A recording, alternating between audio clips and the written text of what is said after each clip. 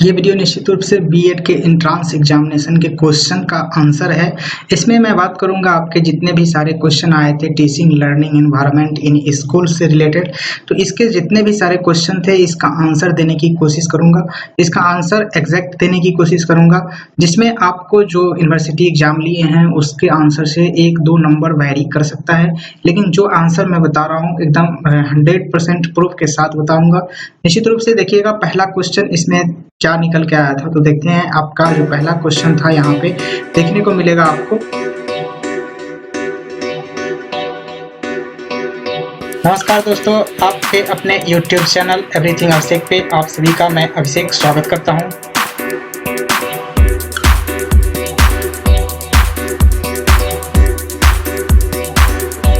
पहला क्वेश्चन जो था कि समाज में घटते नैतिक मानकों का मूल कारण क्या है, तो इसका ऑप्शन देखिए तो ऑप्शन में आया था शिक्षा नीति विफलता, उसके बाद गरीबी, विद्यालय की कमी, अच्छे अध्यापक की कमी। तो इसका आंसर मेरे ख्याल से ये होना चाहिए, देख सकते हैं शिक्षा नीति की विफलता, देख सकते हैं इसका आंसर यही होगा। नेक्स्ट क्वेश्चन देखें तो नेक्स्ट क्वेश्चन इससे निकल के आता है इनमें से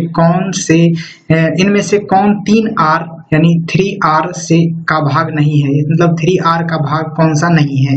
तो मैं बता दूं 3R का मतलब होता है, आपको मैं बता दूं 3R का मतलब होता है पढ़ना, लिखना और अंकगणित। इसका लैटिन वर्ड में दिया गया है, आप जब सर्च करेंगे गूगल में तो आपको भी देखने को मिलेगा। तो इसका आंसर होगा मेरे ख्याल से, अगर आंसर देखें तो विकिपीडिया के हिसाब से देख सकते हैं, विकिपीडिया के हिसाब से इसका आंसर देखें तो आंसर निकल के आता है कि बोलना। इसका आंसर होगा बोलना, कि इनमें से कौन 3R का भाग नहीं है, तो ये होगा बोलना। निश्चित रूप से नेक्स्ट क्वेश्चन देखेंगे, नेक्स्ट क्वेश्चन के हिसाब से जो आंसर निकल के आता है वो देखेंगे कि नेक्स्ट क्वेश्चन में आंसर क्या निकल के आता है। उसमें है कि इनमें पूछा गया था कि इनमें कौन मूक बाधिर की शिक्षा से संबंधित है, तो मूक बाधिर से कौन सा जो शिक्षा से संबंधित है, तो निश्चित रूप से देखेंगे तो इसका आंसर निकल के आएगा। तो ब्रेल है, संकेत भाषा है, ब्रेलर है।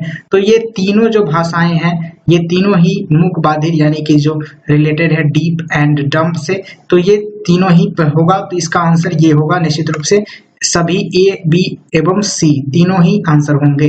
नेक्स्ट क्वेश्चन में देखें तो नेक्स्ट क्वेश्चन निकल के आता है जो विद्यार्थी मूक बाधिर, नेत्रहीन या कुछ योग्यताओं में कमतर होते हैं उनके लिए कौन सा नया शब्द का उपयोग किया गया है। तो इसका आंसर देखें तो इसका आंसर निकल के आता है यहाँ पे दिव्यांग, यानी कि विशिष्ट आवश्यकता नहीं होगा और समावेशित भी नहीं होगा, उपयुक्त में से कोई नहीं, तो ये तो होगा नहीं। ये दिव्यांग शब्द निकल के आया है जो कि नरेंद्र मोदी सरकार द्वारा निकल के आया था। निश्चित रूप से देखेंगे नेक्स्ट क्वेश्चन देखेंगे, नेक्स्ट क्वेश्चन में निकल के आता है कि एक कक्षा में एक अच्छे अध्यापक द्वारा क्या पालन करना चाहिए। एक अच्छे अध्यापक द्वारा कक्षा में क्या पालन करना चाहिए, तो ये देख सकते हैं पहला है तेज सीखने वालों को पढ़ाना, मध्य गति से सीखने वालों को पढ़ाना, धीमी गति से सीखने वालों को पढ़ाना। तो इसका आंसर होगा सभी होगा, ये तीनों ऑप्शन होगा, तीनों ऑप्शन ही सही है निश्चित तौर पे। नेक्स्ट क्वेश्चन देखेंगे, नेक्स्ट क्वेश्चन में आपको देखने को मिलेगा कि देख सकते हैं 101 नंबर क्वेश्चन यहाँ पे है कि किस कक्षा स्तर के लिए प्राथमिक विद्यालय शब्द का उपयोग किया जाता है। प्राथमिक शब्द का प्रयोग किस कक्षा के लिए किया जाता है, किस कक्षा के लिए किया जाता है। यहाँ देखें तो कक्षा 1 to 8 है, कक्षा 1 to 10 है और कक्षा 1 to 5 है और नर्सरी कक्षाएं हैं।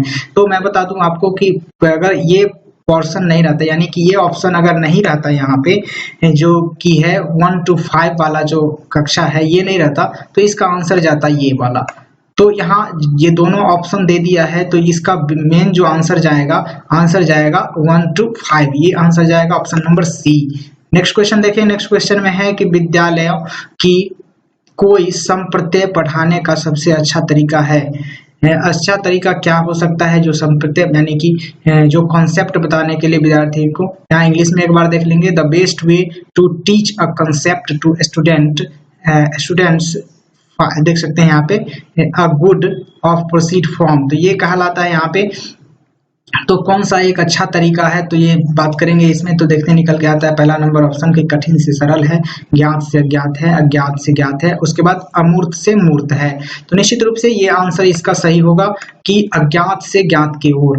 नेक्स्ट क्वेश्चन देखें तो नेक्स्ट क्वेश्चन निकल के आता है यहाँ पे देख सकते हैं आपके सामने में नेक्स्ट क्वेश्चन है, भारत में माध्यमिक शिक्षा की अवधि है, माध्यमिक शिक्षा की अवधि क्या है? तो माध्यमिक शिक्षा की अवधि में बात करूं तो आपका 2 साल होता है, 2 साल होता है, यानी कि 6 यहाँ से 8 टू 9 10, यानी बात करेंगे माध्यमिक शिक्षा की तो 9 और 10 होता है 2 साल, और उच्च माध्यमिक होता है 11 12। टोटल मिलाकर के माध्यमिक शिक्षा की बात की जा रही है यहाँ पे।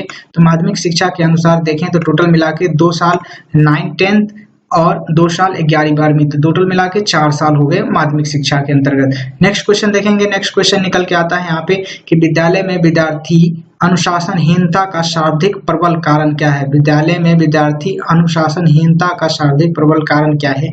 देख सकते हैं इसका ऑप्शन है शिक्षकों की अनुपस्थिति, गलत बात। ये देख सकते हैं अनुपस्थिति, इसमें कोई मायने नहीं रखता, विद्यार्थियों की अनुपस्थिति कोई मायने नहीं रखता।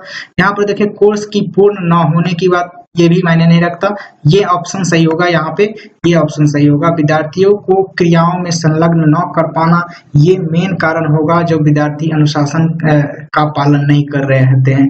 नेक्स्ट क्वेश्चन देखें तो नेक्स्ट क्वेश्चन निकल के आता है आपके सामने में 105 नंबर की, एक देख सकते हैं एक शिक्षक के लिए सर्वाधिक महत्वपूर्ण क्या है? तो एक शिक्षक के लिए सर्वाधिक महत्वपूर्ण क्या है? विषय वस्तु की दक्षता में दक्षता, शिक्षण कौशल में दक्षता और विद्यार्थियों से परिचय। देख सकते हैं स्वास्थ्य, ये ऑप्शन ज्यादा मायने नहीं रखता, मायने रखता है इसकी विषय वस्तु। जब शिक्षक को अपने विषय वस्तु की ही ज्ञान नहीं रहेगा तो वो पढ़ाएगा क्या? निश्चित रूप से नेक्स्ट क्वेश्चन निकल के आएगा 106 नंबर में कि एक सेमेस्टर में कितने महीने की अवधि होता है? तो ये यहाँ 6 वर्ष होगा, 6 वर्ष की अवधि होता है एक सेमेस्टर में, 6 वर्ष की अवधि होता है। नेक्स्ट क्वेश्चन निकल के आता है यहाँ पे कि सकारात्मक अधिगम, सकारात्मक अधिगम देख सकते हैं, सकारात्मक अधिगम प्रवेश का कौन, देख सकते प्रवेश का तत्व कौन नहीं है, नहीं है पूछा जा रहा है यहाँ पे। ध्यान दीजिएगा, सकारात्मक अधिगम सीखने, यानी कि अधिगम को सीखने कहा जाता है कि प्रवेश का तत्व कौन नहीं है? तो सीखने वाले को अभिप्रेरित करना, यहाँ पर देख सकते हैं अभिप्रेरित करना निश्चित रूप से है सकारात्मक अधिगम सीखने के लिए। उसके बाद है रुचि का सृजन करना, उसके बाद बलपूर्वक नियंत्रण करना, उसके बाद है क्रियाओं का नियोजन। तो देख सकते हैं ये तो नहीं होगा, नियोजन नहीं होगा, ये सृजन करना भी नहीं होगा। यहाँ पर निगेटिव पूछा जा रहा है तो हमें ये निगेटिव वाला ऑप्शन टिक करना होगा, यानी बलपूर्वक नियंत्रण निश्चित रूप से। नेक्स्ट क्वेश्चन देखेंगे 108 नंबर में, 108 नंबर में कहा जा रहा है कि विद्यालय में एनसीसी किसके अंतर्गत आती है? निश्चित रूप से एनसीसी नेशनल कैडेट वाला जो होता है एनसीसी, वही पूछा जा रहा है यहाँ पे, ये किसके अंतर्गत आता है? तो पाठ्यक्रम की क्रिया नहीं होगा, सैन्य क्रिया नहीं होगा, सेवा क्रिया नहीं होगा, ये आंसर होगा पाठ्य सहगामी क्रिया, को करिकुलर एक्टिविटी होगा निश्चित रूप से, को करिकुलर एक्टिविटी निश्चित रूप से होगा। नेक्स्ट क्वेश्चन देख सकते हैं, नेक्स्ट क्वेश्चन निकल के आता है यहाँ पे कि इनमें से कौन साहित्यिक क्रिया नहीं है? साहित्य क्रिया इसमें से कौन नहीं है? निगेटिव पूछा जा रहा है। यहाँ पर देखें निबंध लेखन में भी साहित्य क्रिया होता है, और देखें तो ये वाद विवाद में भी होता है, क्यूज में भी होता है। एनएसएस इसमें नहीं होता है, इसका फुल फॉर्म एनएसएस का फुल फॉर्म होता है national scheme, national service scheme, national service scheme इसका फुल फॉर्म होता है नेशनल सर्विस स्कीम। ये राष्ट्रीय सेवा योजना होता है एक तरीके से, एक इसमें निबंध लेखन की प्रक्रिया नहीं होती है। इसका आंसर होगा ये B number option NSS. Next question देखेंगे, नेक्स्ट क्वेश्चन निकल के आता है कि यदि कक्षा में विद्यार्थी शोरगुल कर रहे हैं तो उन्हें क्या करना चाहिए? देख सकते हैं यह ऑप्शन होगा दंडित करना चाहिए, दंडित वाला निगेटिव वर्ड, और मारना चाहिए ये भी निगेटिव वर्ड, बाहर भेजना चाहिए ये भी गलत बात। यहाँ देख सकते हैं ऑप्शन नंबर डी होगा क्रियाओं में संलग्न करना चाहिए, निश्चित रूप से ये आंसर होगा क्रियाओं में संलग्न करना चाहिए। नेक्स्ट क्वेश्चन देखें तो नेक्स्ट क्वेश्चन निकल के आता है यहाँ पे कि 111 नंबर में उच्चतर माध्यमिक शिक्षा की अवधि कितनी होती है? पूछा था पहले माध्यमिक शिक्षा की अवधि, अब यहाँ उच्चतर शिक्षा की अवधि कितनी होगी? तो 2 वर्ष, उच्चतर शिक्षा की अवधि 2 वर्ष, 11वीं और 12वीं। नेक्स्ट क्वेश्चन देखेंगे, नेक्स्ट क्वेश्चन में निकल के आता है कि एक विद्यार्थी में निम्न में से कौन वांछित नहीं है? एक विद्यालय में निम्न में से कौन वांछित नहीं है? किसके जो है नहीं रहने से, नहीं करने से विद्यालय में कुछ नहीं बिगड़ेगा। तो ये देख सकते हैं कि नियमित उपस्थिति ये भी होना चाहिए। नियमित उपस्थिति जब नहीं होगा तो विद्यालय में ये वांछित है निश्चित रूप से। यहाँ देख सकते हैं अच्छा व्यवहार ये भी वांछित है। दैहिक दंड ये गलत बात है, देख सकते हैं दैहिक दंड देने की सख्त मनाही है, पुरस्कार देने की बात कही गई है। इसका आंसर आएगा दैहिक दंड, यानी कि देख सकते हैं दैहिक दंड यानी पनिशमेंट वाला बात निगेटिव वर्ड हो जाता है। नेक्स्ट वर्ड में देखें, नेक्स्ट क्वेश्चन में निकल के आता है विद्यालयों में बढ़ती अनुशासनहीनता के लिए एक उत्तरदायी कारण है। विद्यालय में अनुशासनहीनता के लिए एक उत्तरदायी कारण क्या है? तो देख सकते हैं कि आर्थिक परेशानी से कोई ताल्लुक नहीं है।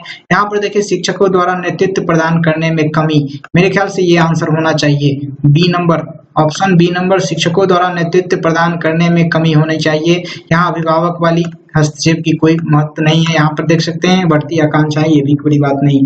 ऑप्शन नंबर बी, शिक्षक द्वारा नेतृत्व पालन करने की कमी होनी चाहिए। नेक्स्ट क्वेश्चन निकल के आता है, यहाँ पे देखें तो नेक्स्ट क्वेश्चन के रूप में निकल के आता है विद्यालय विद्यार्थियों में अधिगम सीखने के लिए निम्न में से कौन सा अधिक प्रभावी है? देख सकते हैं सीखने के लिए सबसे अधिक प्रभावी कौन सा है? व्याख्यान उतना प्रभावी नहीं होता है, श्रुति लेखन प्रभावी नहीं होता है, चित्र भी प्रभावी नहीं होता है। निर्देशित क्रियाएं प्रभावी होते हैं बेहद अच्छे तरीके से, जब आप किसी भी चीज को लेकर के निर्देश करते हुए उससे क्रिया करवाते हैं, यानी कि ये निर्देशित क्रिया एक तरीके से प्रोजेक्ट मेथड हो गया, तो निश्चित रूप से ये बेहद ही अच्छा ऑप्शन होगा। ऑप्शन नंबर सी होगा इसका आंसर। नेक्स्ट क्वेश्चन देखें तो नेक्स्ट क्वेश्चन निकल के आता है निम्न में से कौन विद्यालय की पाठ्यक्रम सहगामी क्रियाओं का भाग नहीं है? देख सकते हैं भाग नहीं है, पाठ्य सहगामी यानी को करिकुलर एक्टिविटी। देख सकते हैं को करिकुलर एक्टिविटी कौन सा नहीं है विद्यालय का? देख सकते हैं वाद विवाद ये है, निश्चित रूप से ये है वाद विवाद प्रतियोगिता, संगीत एवं गायन स्पर्धा भी है। देख सकते हैं कक्षा व्याख्यान भी है, कक्षा में आप किसी भी चीज को लेकर के आपको व्याख्यान करने के लिए कहा जा रहा है, तो निश्चित रूप से ये को करिकुलर एक्टिविटी के अंतर्गत आता है। यहाँ देख सकते हैं ड्रामा देख सकते हैं ड्रामा भी एक को करिकुलर एक्टिविटी के अंतर्गत आएगा।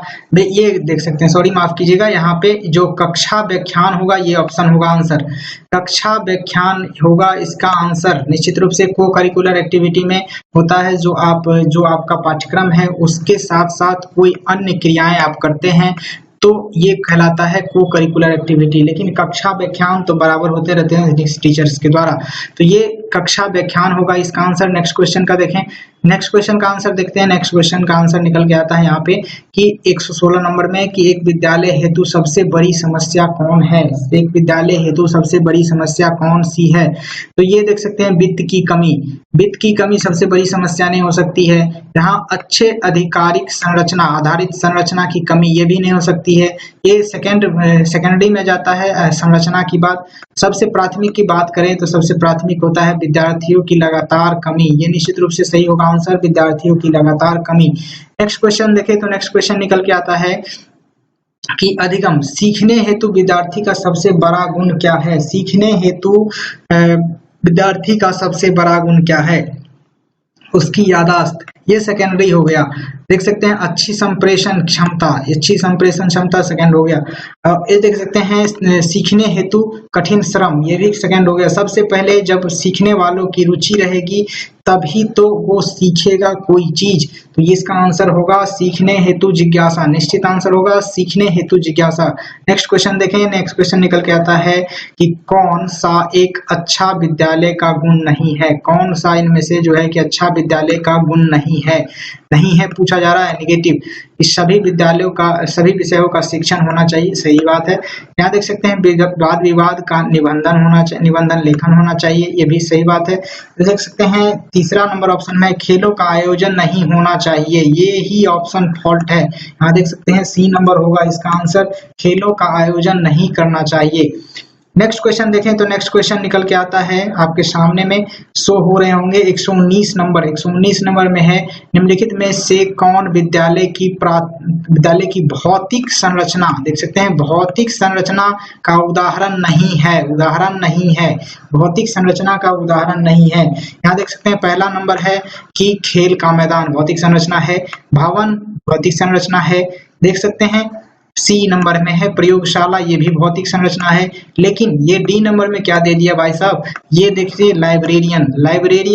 लाइब्रेरियन एक आदमी होता है, लाइब्रेरियन यानी लाइब्रेरी में काम करने वाला एक आदमी होता है। तो ये एक भौतिक संरचना नहीं है। तो ये ऑप्शन नंबर डी होगा इसका आंसर, ऑप्शन नंबर डी होगा इसका आंसर। नेक्स्ट क्वेश्चन देखें तो नेक्स्ट क्वेश्चन निकल के आता है, जिस शिक्षण संस्था, जो कि लास्ट होगा, जिस शिक्षण संस्था में अध्ययन हेतु उम्र का कोई बंधन नहीं होता उसे क्या कहा जाता है। ऑप्शन नंबर ए में दिया गया कि शिक्षा का निःशुल्क संस्था, गलत बात। देख सकते हैं ये ऑप्शन दिया गया है शिक्षा की बंद संस्था, शिक्षा की सायंकालीन संस्था, और तीसरा नंबर है खुली शिक्षा की संस्था यानी ओपन एजुकेशन। जो डिस्टेंस एजुकेशन आप लोग समझते होंगे वही है ये डिस्टेंस एजुकेशन वाला आंसर होगा निश्चित रूप से।